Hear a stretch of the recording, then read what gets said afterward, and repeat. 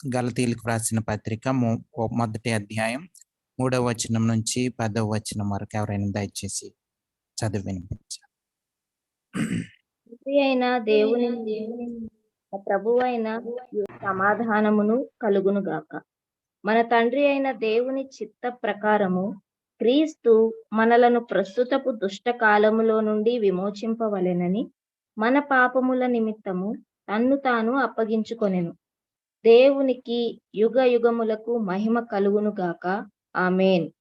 క్రీస్తు కృపను బట్టి మిమ్మును పిలిచిన వానిని విడిచి భిన్నమైన సువార్త తట్టుకు మీరింత త్వరగా తిరిగిపోవుట చూడగా నాకు ఆశ్చర్యమగుచున్నది.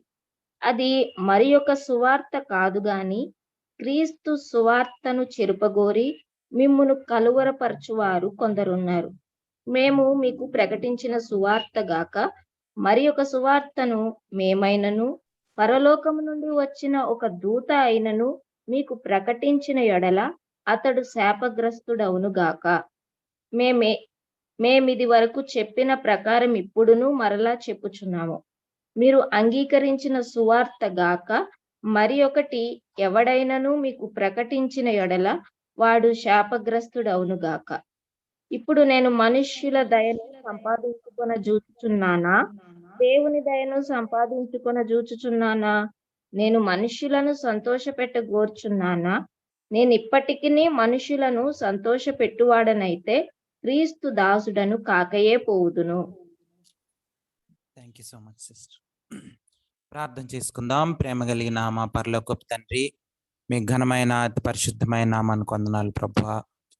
సాయంత్రకాల సమయంలో మీ సన్నిధికి చేరడానికి మాలో ప్రతి ఒక్కరికి దయచేసిన మరొక అవకాశాన్ని బట్టి మీకు వందనాలు. మిమ్మల్ని స్తుతించడానికి, ఆరాధించడానికి, అలాగే ప్రభువా ఈ సమయంలో మీ వాక్యాన్ని ధ్యానించడానికి దయచేసిన అవకాశాన్ని బట్టి మిమ్మల్ని స్తుతిస్తూ ఆరాధిస్తూ ఉన్నాం. మీరేమై ఉంటున్నారో దాన్ని బట్టి మీకు వందనాలు ప్రభువా.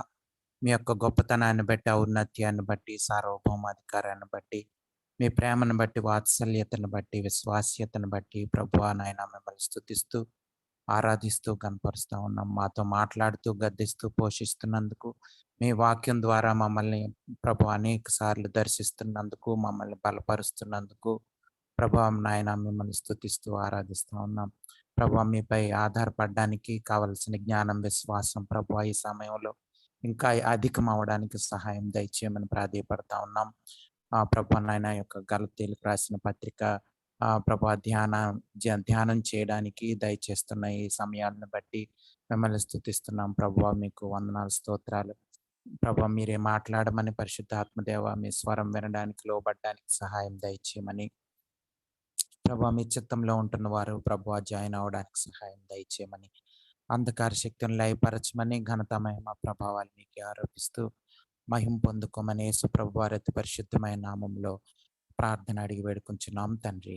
ఆమెన్.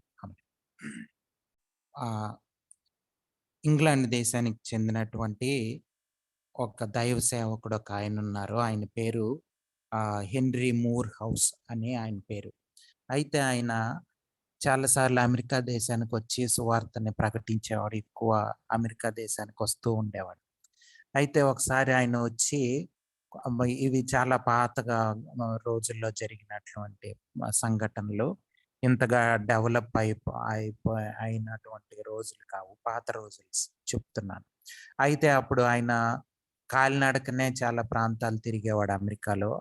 తిరిగి కొన్ని స్లమ్ ఏరియాస్లో, లేకపోతే పేదవాళ్ళు ఉన్న ప్లేసుల్లో అటు కూడా తిరుగుతూ ఉండేవాడు.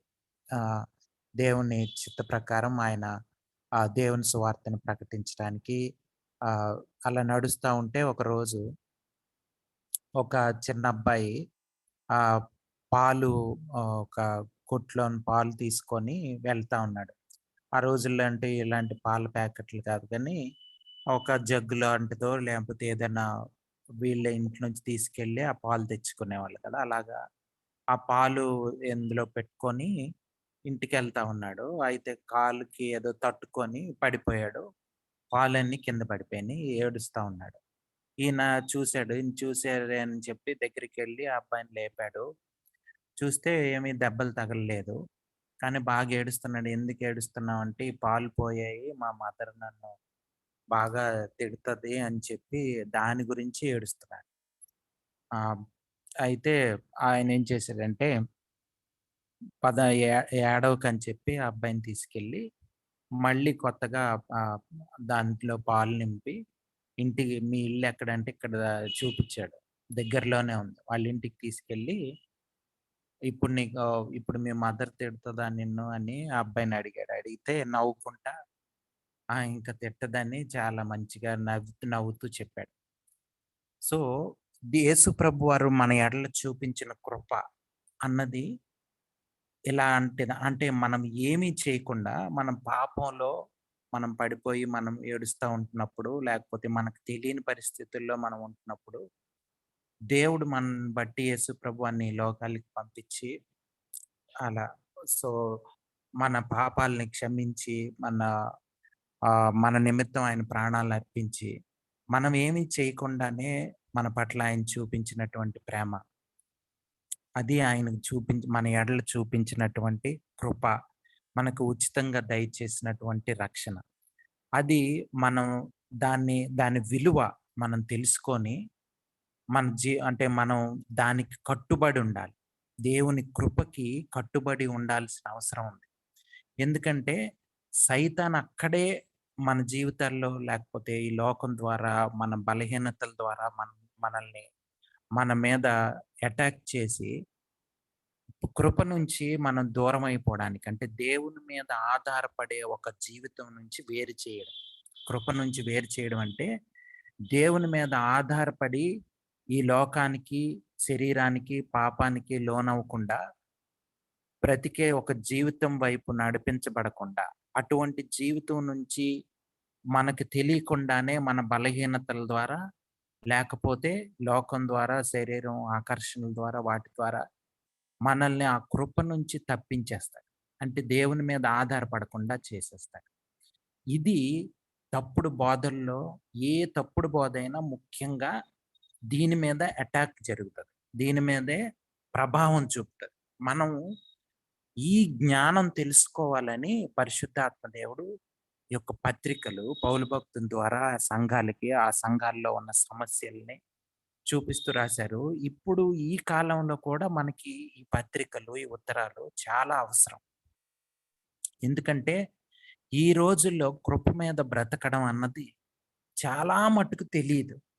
క్రైస్తవ జీవితం అంటే చాలా మందిని మీరు ఇంటర్వ్యూ చేయండి. లేకపోతే ఎవరినైనా ఊరకనే అడగండి. క్రైస్తవుల్ని చర్చికొచ్చే వాళ్ళని ఒక్కొక్కళ్ళని పట్టుకొని అడగండి. మీరు క్రైస్తవ జీవితం అంటే ఏమనుకుంటున్నారు అని అడిగి చూడండి. చాలా మందికి తెలీదు. నేను నేను కొంతమందిని అడిగి చూసాను. కొంతమంది స్టూడెంట్స్‌ని లేకపోతే కొంతమందిని అడిగి చూస్తే చాలా మంది చెప్పే చాలా సమాధానం ఏంటంటే పదాజ్ఞలు పాటించాలి.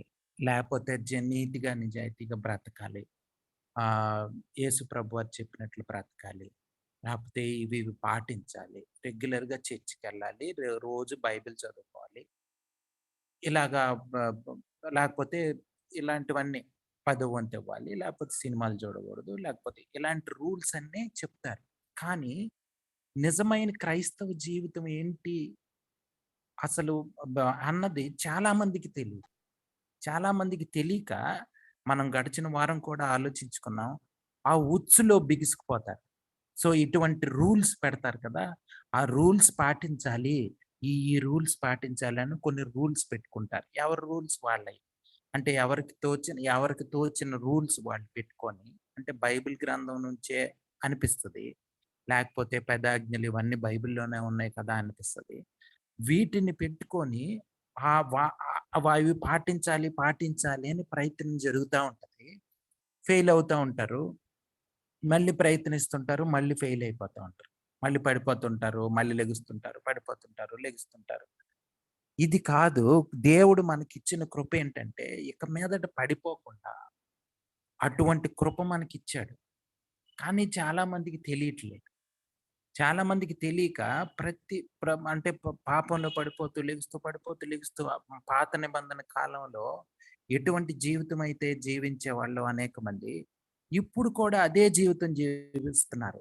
ఈ ఈవెన్ యేసుప్రభు వారు ఈ లోకానికి వచ్చి చనిపోయి తిరిగి లేచి ఒక మార్గం చూపించి చెప్పి పౌలు భక్తులు లాంటి వాళ్ళు మొదటి శతాబ్దంలో శిష్యులు జీవించి చూపించి పత్రికలు రాసి బైబిల్ గ్రంథంలో అనేక పుస్తకాలు రాసి ఎన్ని గ్రంథాలు రాసినా సరే వాటిని చదవకుండా సైతాను ఈజీగా మనుషుల్ని తప్పుదోవ పట్టిస్తున్నాడు. కాబట్టి ఈ మాటలు మన జీవితాలకి చాలా అవసరం అండి. గలతీలకు రాసిన పత్రిక, రోమీయులకు రాసిన పత్రిక, ఈ ఈ యొక్క పత్రికలు కానీ, ఈ న్యూ టెస్టమెంట్ అన్నది చాలా ప్రాముఖ్యమైంది. చాలా ప్రాముఖ్యమైంది. వాటిలో ఉన్న సారం తెలుసుకొని మన జీవితం మార్చుకోవాల్సిన అవసరం ఉంది. చాలా మంది తెలుసు అనుకునేవాళ్ళు. లేకపోతే చాలా మంది మాకు అన్నీ తెలుసండి. ఇంక చెప్పాలి తెలుసుకోవాల్సింది ఏం లేదనుకునే వాళ్ళకి నిజమైన క్రైస్తవ జీవితం తెలియని పరిస్థితుల్లో అనేక మంది ఉన్నారు. కాబట్టి మనం అలా ఉండకూడదు. సాయంత్రకాల సమయంలో పరిశుద్ధాత్మ దేవుడు అది మనకి పదే పదే ప్రతిసారి చెప్తా ఉన్నాడు. చూడండి, నేను 3వ వచనం చదువుతున్నాను. తండ్రి అయిన దేవుని నుండి మన ప్రభు అయిన యేసుక్రీస్తు నుండి మీకు కృపయు సమాధానం కలుగును గాక. చాలా పత్రికలు పౌలు భక్తుడు ఎట్లా అంటే ఎక్కువగా ఈ యొక్క గ్రీటింగ్స్ చెప్పడం అవి ఉంటాయి. కానీ ఈ పత్రికలో ఎక్కువ గ్రీటింగ్స్ ఏం చెప్పలేదు. అంటే ఎక్కువ సమయం తీసుకోలేదు.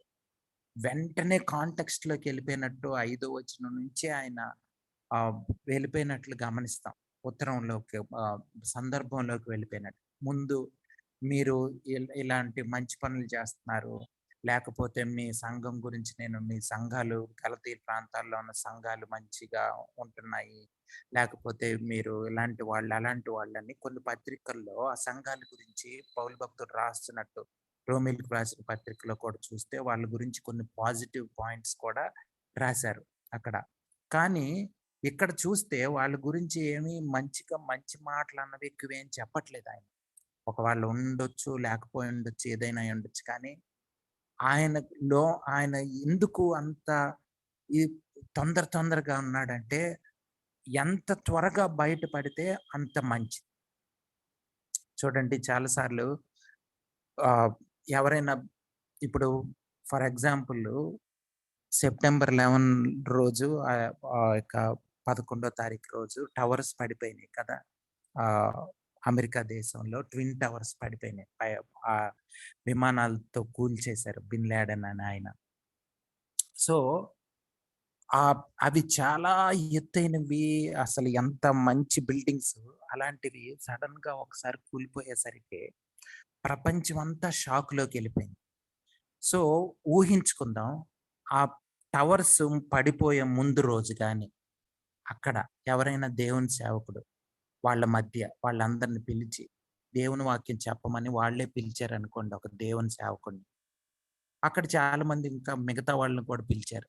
దేవుని సేవకుడితో పాటు వాళ్ళ తెలివైనోళ్ళు, వాళ్ళంతా బాగా డబ్బులున్నోళ్ళు, లేకపోతే జ్ఞానం ఉన్నోళ్ళు అని అనుకునే ప్రజలు. కాబట్టి అక్కడ ఉంటున్న వాళ్ళు ట్విన్ టవర్స్ లో ఉంటున్న వాళ్ళు అమెరికా దేశంలో వాళ్ళు ఒక హిందూ మతాన్ని బోధించే ఆయన్ని, లేకపోతే మామూలుగా ఎక్కువ చదువుకొని డబ్బులు సంపాదించుకున్న ఒక ఆయన్ని, అలాగే దేవుని సువార్త ప్రకటించే ఒక ఆయన్ని అక్కడ తీసుకొచ్చారు అనుకుందాం.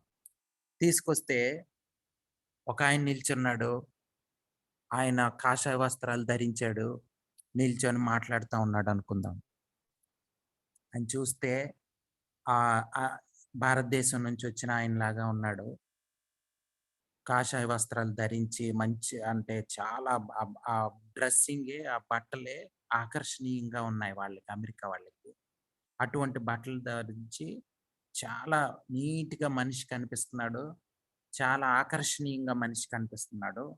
మాట్లాడుతుంటే భాష చాలా చక్కగా ఉంది. లాంగ్వేజ్ అది మాట్లాడుతూ ఉంటే అందరూ మంత్రముగ్ధులైపోయి వింటా ఉన్నారు. ఆయనేం చెప్తున్నాడంటే, మీరు యోగా నేర్చుకోండి, లేకపోతే మిమ్మల్ని మీరు డెవలప్ చేసుకోండి, మీ హెల్త్ కాపాడుకోండి, మీ యొక్క తెలివితేటలని కాపాడుకోండి, బ్రెయిన్ బాగా వర్క్ చేసేటట్లు చేసుకోండి అని చెప్తున్నాడు. అందరూ ఆయన మాటలను చక్కగా విన్నారు, చప్పట్లు కొట్టారు. ఇది ఎప్పుడు జరుగుతుంది? సెప్టెంబర్ 10వ తారీఖున. 11వ తారీఖున టవర్స్‌లో అక్కడ కూర్చున్న వాళ్ళు చాలామంది చనిపోతారు. అయితే ఆ తర్వాత ఇంకొకాయన వచ్చాడు, మాట్లాడాడు. ఆయన ఇంకా ఆకర్షణీయమైన మాటలు వాళ్ళందరూ ఇంకా చెవులు నెక్కబొచ్చుకొని విన్నారనమాట. నెక్కబరుచుకొని విన్నారంటే అర్థం ఏంటంటే, అంత అంటే మిస్ అవ్వకూడదు ఈయన మాటలని. ఎందుకంటే ఆయన ఏం చెప్తున్నాడంటే, ఆయన చాలా ధనం సంపాదించుకున్నటువంటి ఒక గొప్ప ధనికుడు. అలాగే చాలా చాలా చదువుకున్నటువంటి ఆయన కూడా. చదువుంది, జ్ఞానం ఉంది. ఆయన చెప్తున్న మాటలు అందరూ వింటున్నారు. ఎందుకంటే ఆయనకు అంత చదువుందని చెప్పాడు. అంత జ్ఞానం ఉందని చెప్పాడు. అలాగే అంత ధనం ఉందని అందరికీ తెలుసు. అప్పుడేమవుతది? అందరూ వింటున్నారు జాగ్రత్తగా. ఆ తర్వాత యేసు ప్రభు వారి గురించి చెప్పడానికి, దేవుడి గురించి చెప్పడానికి ఒకాయన నిల్చున్నాడు. ఆయనకి దేవుడు చెప్తున్నాడు, "రేపొద్దున వీళ్ళందరూ ఉండరు. చనిపోతారు. ఇప్పుడు నువ్వు చెప్పాలి." ఈయనేమని చెప్పాలి? ఆలోచించండి. దేవుని సువార్త చెప్పాలి. మీ ప్రాణాలు దేవుణ్ణి నమ్ముకోవాలని చెప్పాలి. యేసు ప్రభువారి లాంటి జీవితం జీవించాలని చెప్పాలి. కానీ వాళ్ళందరి మైండ్ సెట్స్, ఆలోచనలు ఎట్లున్నాయంటే, ఏదో మేము గొప్పవాళ్ళం. మేము ఇటువంటి మాటలు, చిన్న చిన్న మాటలు మేము వినేవాళ్ళం కాదన్న అన్న ఆలోచనలున్నాయనుకోండి వాళ్ళకి. ఈయన చెప్పే మాటలు మీకు శ్రమలొస్తాయి, కష్టాలొస్తాయి. యేసు ప్రభువారిలో ఉన్నప్పుడు ప్రతి ఒక్కరికి కష్టాలొస్తాయి. వాటన్నిటి నుంచి మనం యేసు ప్రభువారి ద్వారానే ఎదుర్కొని, మనం తట్టుకొని, మన ప్రయాణం సాగించాలి. మనం అవసరమైతే ప్రాణాలను కూడా విడిచిపెట్టడానికి మనం సిద్ధపడాలి. ఇటువంటి మాటలు చెప్పాలి కదా! యేసు ప్రభువారి గురించి చెప్పాలంటే, ఆయన నిల్చొని ఎట్లా చెప్పగలడు? ఆలోచించండి. అందుకనే ఈ లోకం ఎంత అభివృద్ధి చెందుతుంది, లేకపోతే ఎంత జ్ఞానవంతులం అని ప్రజలు అనుకుంటున్నారు. ఇప్పుడు ఈ లోకం అలా ఉంది. సో, సువార్త అన్నది చాలా, చాలా అంటే చ బ బ అంగీకరించే పరిస్థితుల్లో ప్రజలు లేరు. నేను చెప్పేది క్రైస్తవులతో సహా. అన్యుల గురించి కాదు గానీ, క్రైస్తవులతో సహా. మేము క్రిస్టియన్ కంట్రీసు లేకపోతే ఎలాంటని చెప్పుకునే వాళ్ళతో సహా ఈ రోజుల్లో సువార్తకి లోబడేవాళ్ళు, కృపకు లోబడేవాళ్ళు, దీన మనస్సుకి ఉండాలని అర్థం చేసుకునేవాళ్ళు, తగ్గింపు మనస్తత్వం ఉండాలని అర్థం చేసుకునేవాళ్ళు యా చాలా తక్కువగున్నారు. అటువంటి సమయాల్లో దేవుని వాక్యం పనిచేయాలంటే మీరు ఆలోచించుకోండి. కాబట్టి మనం మీరు ఆలోచించుకోండి. మనం చాలా జాగ్రత్తగా ఈ వాక్యాల్ని మిస్ అవ్వకుండా మనం వినాలి. వింటే గాని మనం దీని సారం అర్థం చేసుకోవాలి. పరిశుద్ధాత్మ దేవ నాతో మాట్లాడు అంటే గాని మనకి ఈ మాటలు ఎక్కవు. మన జీవితాలు మారవు. చూడండి, దేవుని నుండియు మన ప్రభు అయిన యేసుక్రీస్తు నుండియు మీకు కృపయు సమాధానం కలుగును గాక. కృప, సమాధానం అన్నది చాలా ప్రాముఖ్యమైనది. ప్రతి క్రైస్తవునికి, ప్రతి మనిషికి అవసరమైంది దేవుని కృప. లేకపోతే మనకి బ్రతుకు లేదు. ఎందుకంటే మనం పాపంలోనే పుట్టి, పాపంలోనే పెరిగి, పాపంలో బ్రతికే వాళ్ళం. మన మన మన మన మన నైజమే మనుషుల జీవితాలు అట్లున్నాయి. మన ఆలోచనలు, మన తలంపులు ప్రతీది కూడా ఎంత దేవునిలో తగ్గించుకొని మనం దేవుని వాక్యానికి లోబడి వణుకుతూ విశ్వాసాన్ని కాపాడుకోవాలన్న భావన మన జీవితాల్లో లేకపోతే, ఎవరికి వాళ్ళే గొప్పోళ్ళం అనుకుంటే, ప్రైడ్ ఫీల్ అయితే, గర్వం ఫీల్ అయితే, నేను చాలా ధనికుడినని, జ్ఞానవంతుడినని, అందంగా ఉన్నానని, లేకపోతే ఇలాంటి రకరకాల వాటిలతో మనం గాని నింపబడిపోతే చాలా దేవుని సువార్తను అర్థం చేసుకోవడం కష్టం. ప్రైడ్ అనేది రకరకాలుగా ఉంటది. రకరకాలుగా ఉంటది గర్వం అనేది మనలో. అందరూ పేదవాళ్ళకి కూడా గర్వం ఉండొచ్చు. ధనికులకు కూడా గర్వం ఉండొచ్చు. ఏమి చదువు రాని వాళ్ళకి కూడా గర్వం ఉండొచ్చు. చదువు వచ్చిన వాళ్ళకి కూడా గర్వం ఉండొచ్చు. ఇది ఎలాగ మనలో ప్రతి ఒక్కరిలో ఇది దాగి ఉంటది లోపల. ఎంత ఇలాగైనా నేనేం తప్పులు చేయకుండా బ్రతుకుతున్నాను అనుకుంటున్న వాళ్ళు కూడా ప్రైడ్ ఉంటది. అంటే ఏంటి? నేను వాళ్ళలాగా లేను, వీళ్ళలాగా లేనని పరిసయ్యులు ఆలోచించుకునే వాళ్ళు చూసారా? సమరయులు చూడండి పాపాత్ములు. మేము అలాగ లేము. మేము చాలా నియమనిష్టలతో రెగ్యులర్‌గా దేవుడు ఆలయానికి వెళ్తూ, పదవంతిస్తూ ఎంతో చక్కనైన జీవితాన్ని మేము గడుపుతున్నాము అని ప్రజలు అని భావించేవాళ్ళు, వాళ్ళు అనుకునేవాళ్ళు. కానీ వాళ్ళ జీవితాలు అలా లేవు. సమరయులకి సువార్త అర్థమైంది గానీ, ట్యా టాక్స్ కలెక్టర్‌కి సువార్త అర్థమైంది గానీ, పరిసయ్యులకి, శాస్త్రులకి, జ్ఞానవంతులం అనుకునే వాళ్ళకి, యాజకులకి, అధికారాల్లో ఉన్న వాళ్ళకి అర్థం కాలేదు. సో, మనం ఇది చాలా జాగ్రత్తగా ఈ మాటల్ని మనం ఆలోచించుకోవాలి. ఏంటి క్రైస్తవ జీవితం అని మనం అర్థం చేసుకోవాలి. కృపా సమాధానం అన్నది చాలా ప్రాముఖ్యమైనది. కృపకి, సమాధానానికి ఉన్న సంబంధం ఏమన్నా చెప్పగలరా ఎవరైనా? కృపకి, సమాధానానికి ఉన్న సంబంధం. చాలా సింపుల్‌గా మనం అర్థం చేసుకోవాలంటే, దేవుని కృప మనకు దొరికితే, దేవునితో సమాధానం మనకి దొరుకుతది.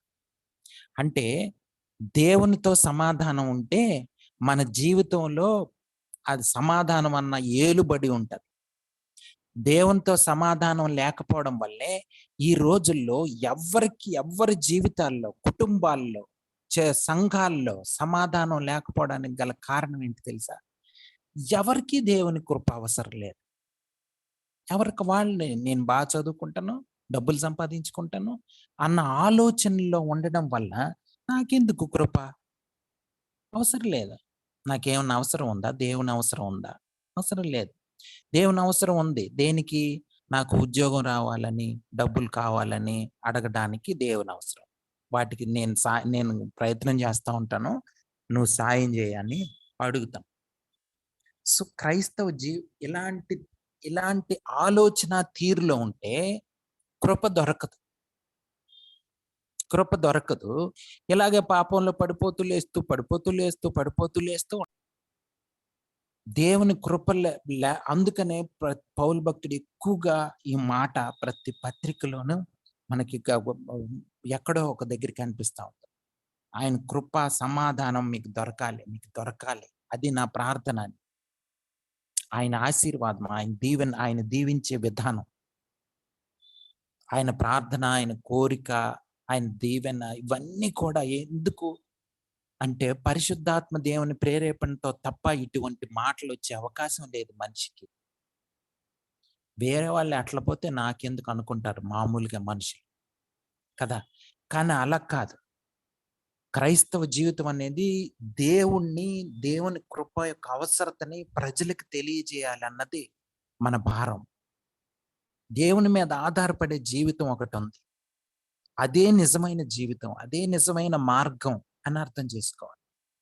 వాటి నుంచి తప్పించడానికి ఎంతమంది ప్రయత్నిస్తున్నారంటే మొదటి శతాబ్దంలోనే అంత శక్తివంతమైనటువంటి వాక్యం, పరిశుద్ధాత్మ దేవుని శక్తి ఒకేసారి 3000 మంది రక్షింపబడే అటువంటి అటువంటి శక్తిని చూచినటువంటి సంఘం వెంటనే వెంటనే సైతాను యొక్క ప్రభావం, లేకపోతే తప్పుడు బోధకులు తయారైపోవడం అన్నది కూడా ఆ సంఘాలు చూస్తా ఉన్నాయి వెంటనే. అది పరిశుద్ధాత్మ దేవుని యొక్క భారం ద్వారా, దేవుని భారం ద్వారా పౌలు భక్తుడు ఆ పత్రిక రాస్తాడు. ఇప్పుడైతే చాలా మందికి దేవుని కృప అంటేనే, కృప మీద ఆధారపడి బ్రతకడం అంటేనే, విశ్వాసం అంటేనే ఐడియా లేని పరిస్థితుల్లో ఉన్నారు. అందుకే ఈజీగా తప్పుడు బోధలకి లొంగిపోతా ఉన్నారు. ఈజీగా. మన దేవుని కృప మీద ఆధారపడడం అంటే దేవుని మీద సంపూర్ణంగా ఆధారపడి బ్రతకడం క్రైస్తవ జీవితం అంటే. ప్రతి నిర్ణయం దేవుని మీద ఆధారపడి తీసుకోవడం. ఇది నేర్చుకోవాలి. ఇది నేర్చుకోకపోతే, ఇది అర్థం కాకపోతే, క్రైస్తవ జీవితంలో ఉన్న ఈ రహస్యం గాని మనకు అర్థం కాకపోతే, దేవుని కృప దొరకదండి. మనం ఊరకనే అనొచ్చు. దేవుని కృపను బట్టి ఇల్లు కట్టుకున్నామండి. దేవుని కృపను బట్టి కారు కొనుక్కున్నామండి. దేవుని కృపను బట్టి పెళ్ళయిందండి. ఇలాగ రకరకాల మాటలు మనం వింటుంటాం. చాలా మందికి తెలీదు. ఊరికనే అనేస్తా ఉంటారు కృప, కృప అని. దేవుని కృప అంటే దేవుని మీద సంపూర్ణంగా ఆధారపడి జీవించడం, నిర్ణయం తీసుకోవడం, బ్రతకడం. మీరు ధనవంతుడు లాజరు ఆ యొక్క దాని గురించి, ఆ యొక్క స్టోరీ గురించి, ఆ యొక్క గురించి యేసుప్రభు వారు చెప్పిన మాటలు మనం చూస్తే, అది ఉపమానమో లేకపోతే నిజంగా జరిగిందన్నది మనకు కొంచెం ఆహ్, బ అభిప్రాయాలు భేదాలున్నాయి. కానీ నిజంగా జరిగుండొచ్చు, లేకపోయినా ఉపమానం అయ్యుండొచ్చు. ఏదైనా సరే అందులో నేర్చుకోవాల్సిన లెసన్స్ అయితే చాలా ఉన్నాయి. చాలా ఉన్నాయి. ఎందుకంటే ధనవంతుడు కష్టపడకుండా ఏమి ధనం రాదు కదా! కష్టపడే ధనం సంపాదించుకొనుంటాడు. కష్టపడి పేదలకు కూడా ఇచ్చేవాడయ్యుంటాడు. చర్చికి కూడా ఇచ్చేవాడయ్యుంటాడు. అనేక మందిని ఇంటికి పిలిచి భోజనాలు పెట్టేవాడే అయ్యుంటాడు. కానీ ఆయనెప్పుడు కల్లో కూడా అనుకోనుండడు నరకంకెళ్తానని. కదా! ఆయనకి దొరకలేదు జీవితం. దేవుని కృప దొరకలేదు ఆయనకి. దొరకలేదు. లాజరుకి దొరికింది దేవుని కృప. ప్రతిరోజు దేవా నాకు ఆహారం కావాలి. నేను బలహీనుడిని. నేనే పని చేయలేను. నా వల్ల కాదు. నా శరీరం సహకరించట్లేదు. నా నా రోజు రోజుకి నా పరిస్థితి చాలా ఘోరంగా ఉంది. నువ్వు పోషిస్తేనే నువ్వు దయదలిస్తేనే నేను బ్రతుకుతాను అన్నది అర్థమైపోయింది. ఇది క్రైస్తవ జీవితం. నీ నీ మీద ఆధారపడితేనే. సువార్తలో యేసుప్రభు వారు చెప్పిన మాట 15వ అధ్యాయం 5వ వచనంలో, నాకు వేరుగా మీరేమీ చేయలేరనంది. తీగ ద్రాక్షవల్లి గురించి యేసుప్రభు వారు చెప్పినప్పుడు, వేరుగా ఉంటే ఏం చేయలేదు. ఆ తీగ ఆ తీగ నుంచి, ఆ ద్రాక్షవల్లి నుంచి ఏదైనా వేరు పడిపోతే పక్కకు ఆహ్, అంటు కట్టబడకుండా అంటు తెగిపోయిందనుకోండి, ఇంకేం పనికిరాదది. యూజ్ లేదు. నాకు వేరుగా మీరేం చేయలేరని. అది నిజం, సత్యం. మనం నమ్మాలి. కానీ చాలామంది లోకస్తుల్లాగా క్రైస్తవులు కూడా దేవునికి వేరుగా బ్రతకొచ్చని వాళ్ళ జీవితాల ద్వారా, మన జీవితాల ద్వారా మనం ప్రూవ్ చేస్తున్నాం. కానీ మనం ప్రూవ్ చేయాల్సింది ఏంటి తెలుసా? లోకానికి మనం చూపించాల్సింది ఏంటి తెలుసా? దేవునికి వేరుగా మనిషి బ్రతకలేడు అన్నది మనం ప్రపంచానికి చూపించాలి మన జీవితాల ద్వారా.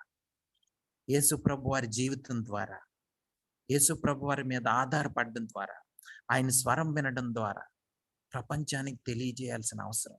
శిష్యులు అటువంటి జీవితం జీవించి చూపించారు ప్రపంచానికి.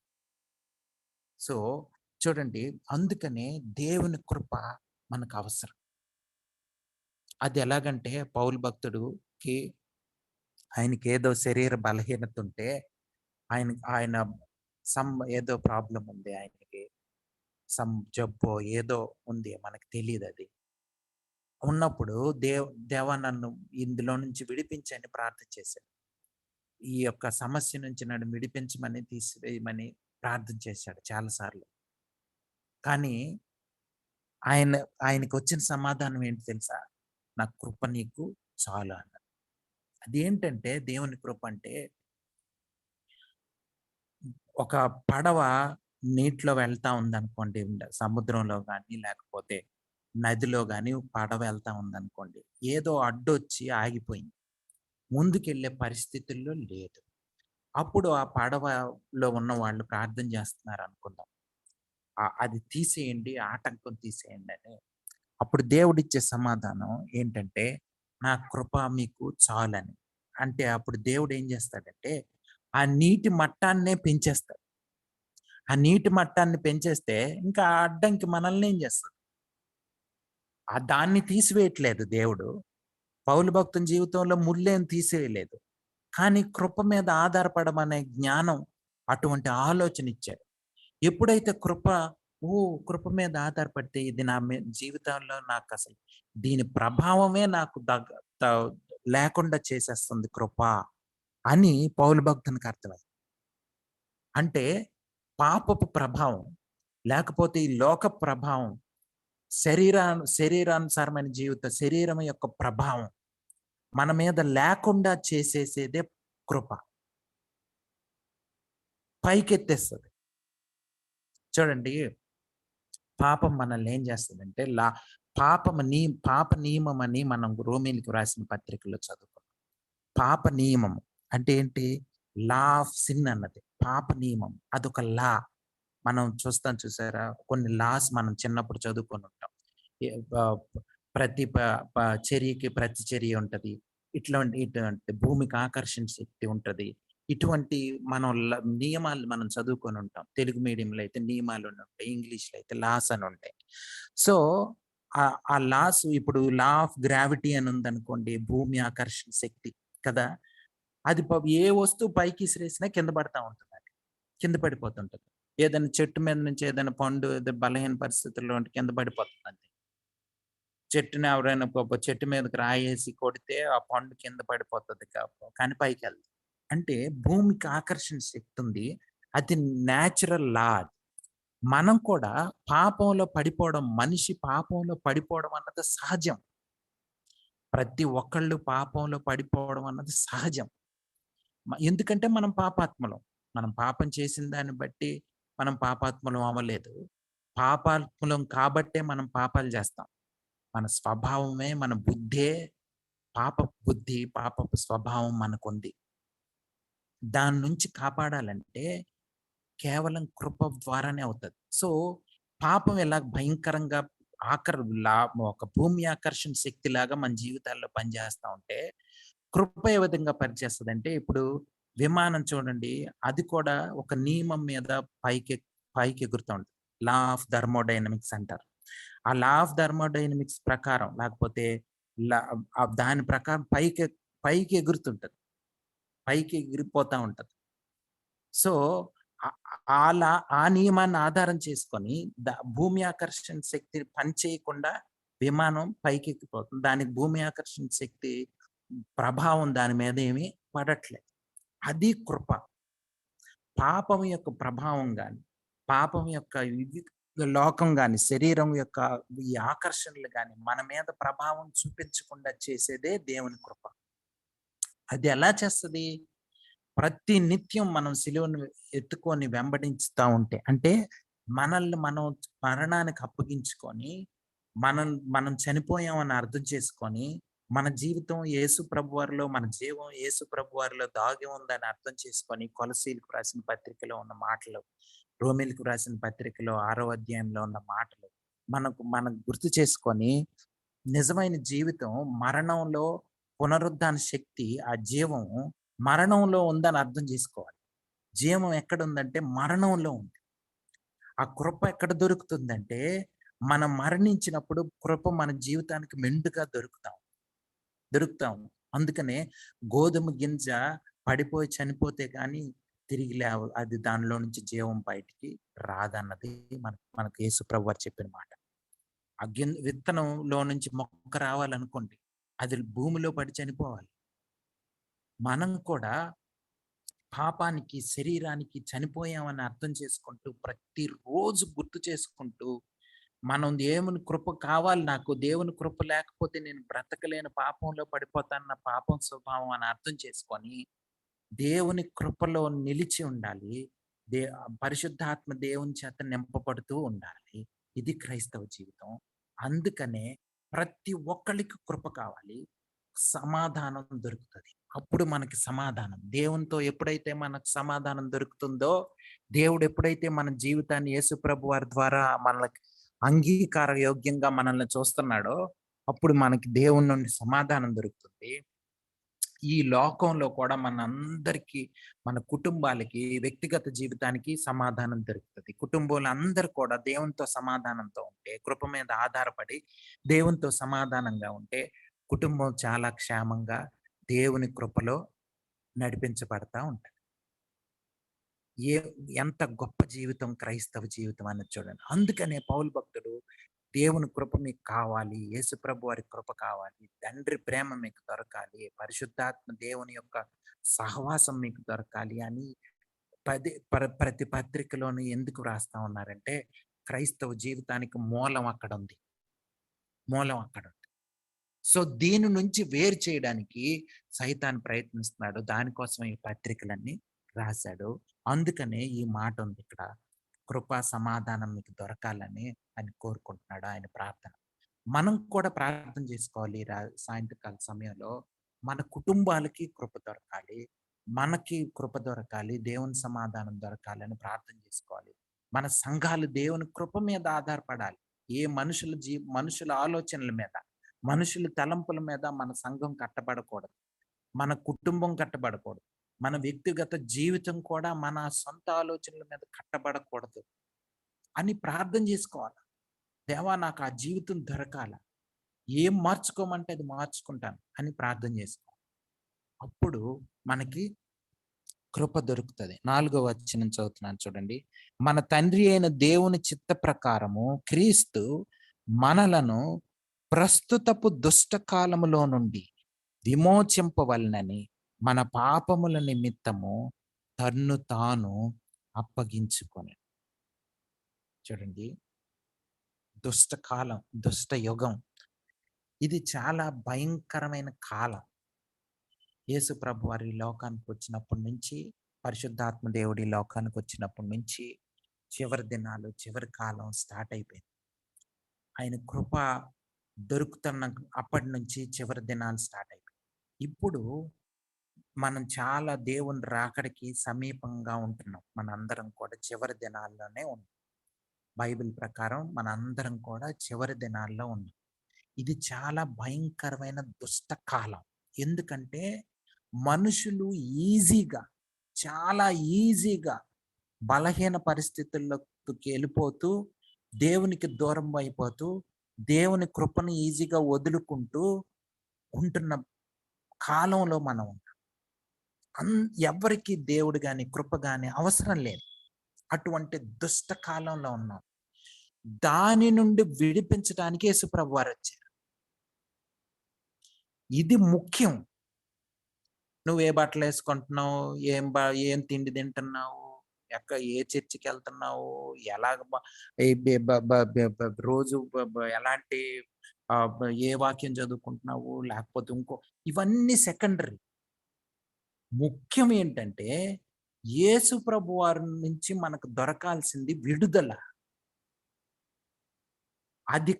ఆ విడుదల దొరకకుండా చేసేస్తాడు. అంటే కృప దొరకకుండా చేసేస్తాడు. సమాధానం లేకుండా చేసేస్తాడు.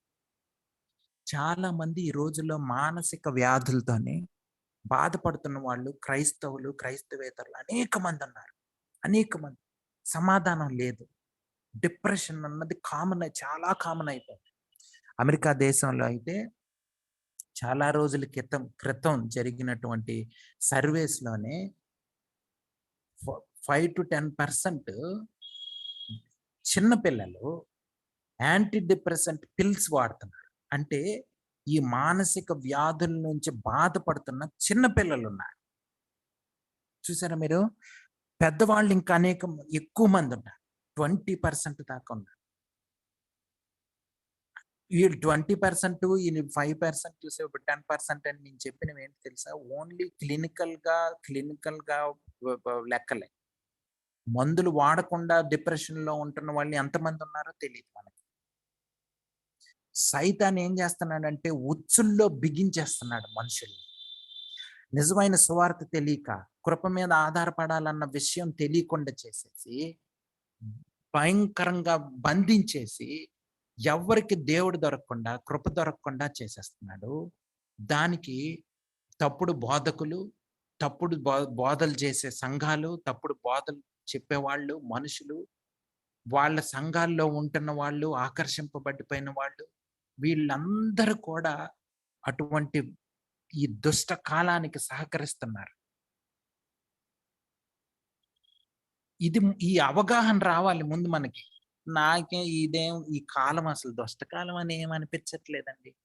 నాకు సాఫ్ట్వేర్ ఉద్యోగం వచ్చింది, నాకు మంచి డబ్బులు వస్తున్నాయి, మంచిగా టెక్నాలజీ ఇంప్రూవ్ అవుతుంది, నాకు ఏ ఇన్ఫర్మేషన్ కావాలంటే ఆ ఇన్ఫర్మేషన్ సెల్ ఫోన్స్లోనే దొరికిపోతుంది, ప్రపంచం అంతా నా కళ్ళు ముందు ఉంటుంది, నేను బాగా ఆనందిస్తున్నాను, అనేక ప్రాంతాలు తిరుగుతున్నాను, లేకపోతే వీడియోలు చూసుకుంటున్నాను, సంతోషిస్తున్నాను అనుకుంటే మటుకు కృప దొరకదు. ఈ దుష్ట కాలాన్ని ముందు అర్థం చేసుకోవాలి. ఎంత భయంకరంగా ఉన్నదన్నది అర్థం చేసుకోండి. చిన్న పిల్లలకే పోర్నోగ్రఫీ తెలుసు. చిన్న పిల్లలకే వల్గర్ లాంగ్వేజ్ తెలుసు. చిన్న పిల్లలకే భయంకరమైన జీవితం, చీకటి జీవితం డా తెలుసు ఈ రోజుల్లో. పేరెంట్స్ వదిలేశారు. మేము ప్రొటెక్ట్ చేయలేము. వాళ్ళు ఇంకెట్లా బ్రతుకుతారో మాకు అనవసరం. స్కూల్స్‌లో జాయిన్ చేయడం, వాళ్ళకి ఏమైనా కావాలిస్తే కొనిపెట్టడం. అంతే నా బాధ్యత. కానీ అంతకు మించి స్కూల్స్‌లో పిల్లలు ఎట్లుంటున్నారు? లేకపోతే బయట ఎట్లుంటున్నారు? వాళ్ళ ఫ్రెండ్స్ ఎవరు? వాళ్ళు ఏ గ్యాడ్జెట్స్ వాడుతున్నారు? ఎటువంటి ఆలోచనలతో పెరుగుతున్నారు? ఎవరికీ అనవసరం. పేరెంట్స్ రెస్పాన్సిబిలిటీ తీసుకునే పరిస్థితుల్లో లేరు. ఇటువంటి భయంకరమైన కాలం ఉంది ఇప్పుడు. భయంకరమైన పాపంతో నిండిపోయినటువంటి దుష్ట కాలంలో మనం ఉన్నాం అన్నది గ్రహింపు కావాలి. నాకు డబ్బులున్నాయి కదా! జ్ఞానం నా నా నా ఇది జరుగుతుంది కదా! పిల్లలకి ఏమి లోటు లేదు కదా! అనుకోని భ్రమలో ఉంటే మటుకు ఈ దుష్టకాలం అన్నది మనకు అర్థం కాదు. అర్థం కాకపోతే విడుదల కావాలన్న జ్ఞానం ఉండదు. విడుదల కావాలన్న జ్ఞానం లేకపోతే విడుదల దొరకదు. కృప దొరకదు. సమాధానం లేదు. జనరేషన్స్ ఇప్పటికే అనేక తరాలు పాడైపోతూ వస్తున్నాయి క్రైస్తవ లోకంలో. మనం తెలుసుకొని నిజమైన క్రైస్తవ జీవితం వైపు మన కుటుంబాల్ని వాటిని నడిపించుకోకపోతే రానయ్యన దినాల్లో ఎవరికి కూడా కృప దొరికే అవకాశం లేదు. కానీ దేవుడు తన కృపని ఇంకా విస్తరింపజేస్తున్నాడు. ఇంకా ఇస్తున్నాడు. ఎంత ఎక్కువగా కావాలంటే అంత ఎక్కువగా దొరికే కాలం ఈ కాలం. దుష్టకాలం ఎంత భయంకరంగా ఉందో దేవుని కృప కూడా అంత ఎక్కువగా దొరికే కాలం ఈ కాలం. అంటే ఈ కాలంలో గాని మనం దేవుని కృప మీద ఆధారపడకపోతే మనం మనం మన మన జీవితాలను మనం కాపాడుకునే పరిస్థితి మనకు ఉండదు. అనేక మంది కరోనా టైం నుంచి ఇప్పటి నుంచి చూస్తుంటే అనేక మంది లోకం విడిచి టక వెళ్ళిపోతా ఉన్నారు.